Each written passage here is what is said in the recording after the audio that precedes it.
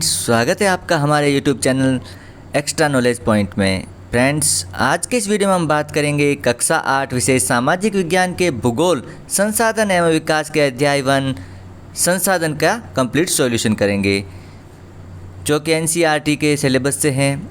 चलिए शुरू करते हैं। पहला प्रश्न है, निम्नलिखित प्रश्नों के उत्तर दीजिए। पृथ्वी पर संसाधन असमान रूप से क्यों वितरित हैं? तो फ्रेंड्स, आंसर होगा प्राकृतिक संसाधनों का वितरण भूभाग, जलवायु, ऊंचाई जैसे अनेक भौतिक कारकों पर निर्भर करता है। इन कारकों में अंतर के परिणाम स्वरूप पृथ्वी पर संसाधनों का असमान वितरण हुआ है। पृथ्वी पर इन कारकों में अनेक विभिन्नता पाई जाती हैं और इन्हीं विभिन्नताओं के कारण पृथ्वी पर संसाधन असमान रूप से वितरित हैं। चलते हैं अगले प्रश्न की तरफ। प्रश्न है, संसाधन संरक्षण क्या है? तो आंसर लिखेंगे, संसाधनों का सतर्कतापूर्वक उपयोग करना और उन्हें नवीकरण के लिए समय देना संसाधन संरक्षण कहलाता है। संसाधनों के संरक्षण के अनेक तरीके हैं।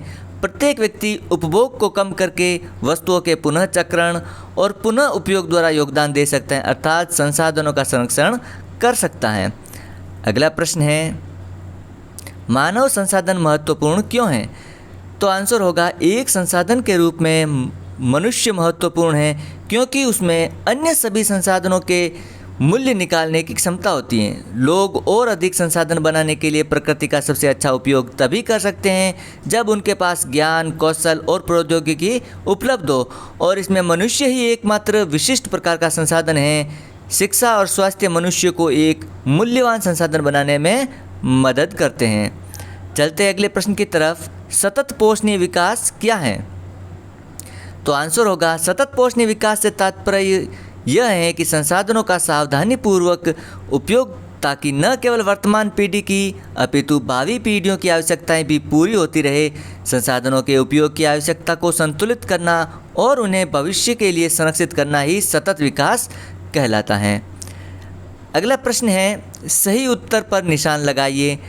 प्रश्न है, निम्नलिखित में से कौन संसाधन को निर्धारित नहीं करता है? 3 ऑप्शन दे रखे हैं, उपयोगिता, मूल्य और मात्रा। तो सही आंसर होगा ग, मात्रा। चलते हैं अगले प्रश्न की तरफ।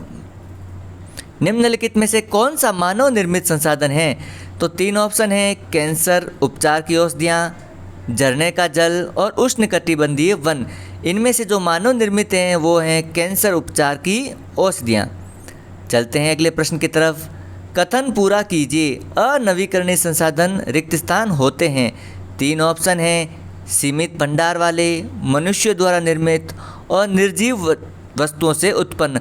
तो आंसर होगा, अनवीकरणीय संसाधन हुए जीव जंतुओं से व्युत्पन्न होते हैं। अगला प्रश्न है प्रश्न संख्या 3, क्रियाकलाप।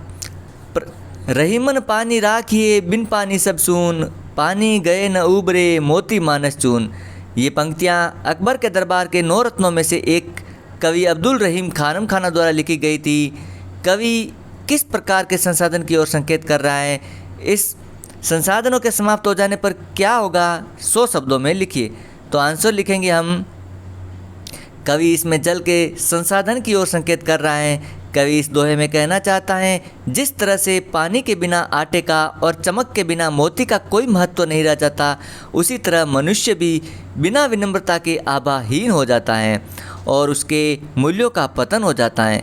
कवि बताना चाहता है कि यदि जल हमारी पृथ्वी से समाप्त हो गया तो हमारी दशा कैसी हो सकती है। जल की एक एक बूंद मूल्यवान है।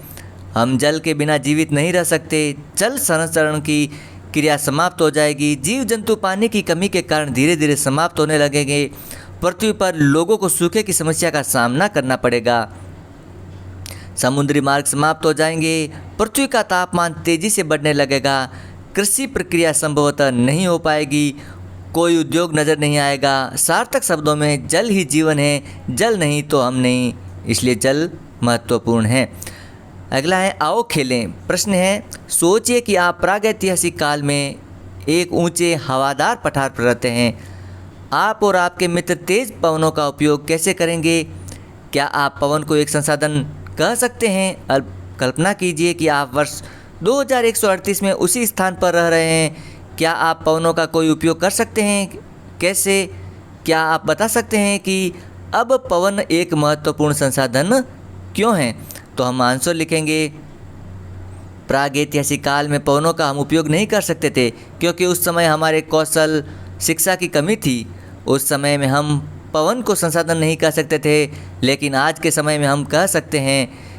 आज के समय में पवनों का उपयोग हम बिजली उत्पादन, खाद्य उत्पादन और परिवहन में करते हैं। अगला प्रश्न है प्रश्न संख्या 2। एक पत्थर, एक पत्ता, एक गत्ता और एक टहनी लिखिए।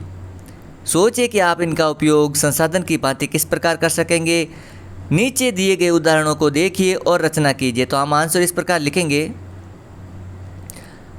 आप एक पत्ती का उपयोग कर सकते हैं और उसकी उपयोगिता बताएंगे। तो पत्ती किस काम आती है? दवाई बनाने में, सजावट के लिए। पत्थर खेलने के लिए, मसालों को पीसने के लिए। गत्ता घर, खिलौने और गुलदस्ता में काम आता है। टहनी दातून करने, खेलने और कलम बनाने में काम आती हैं। इस प्रकार ये चैप्टर कंप्लीट होता है। छात्रों, यदि आपको ये संपूर्ण PDF रूप में चाहिए तो आप हमारे वेबसाइट के दिए गए डिस्क्रिप्शन में दिए गए लिंक पर जो वेबसाइट दे रखी है www.exammodelpaper.in पर जाकर के ये PDF फ्री में डाउनलोड कर सकते हैं और अपना अध्ययन अच्छे से कर सकते हैं। चैनल पर पहली बार हो तो चैनल को ज़रूर सब्सक्राइब करें। मिलते हैं अगले वीडियो में नेक्स्ट चैप्टर के साथ। Thank you.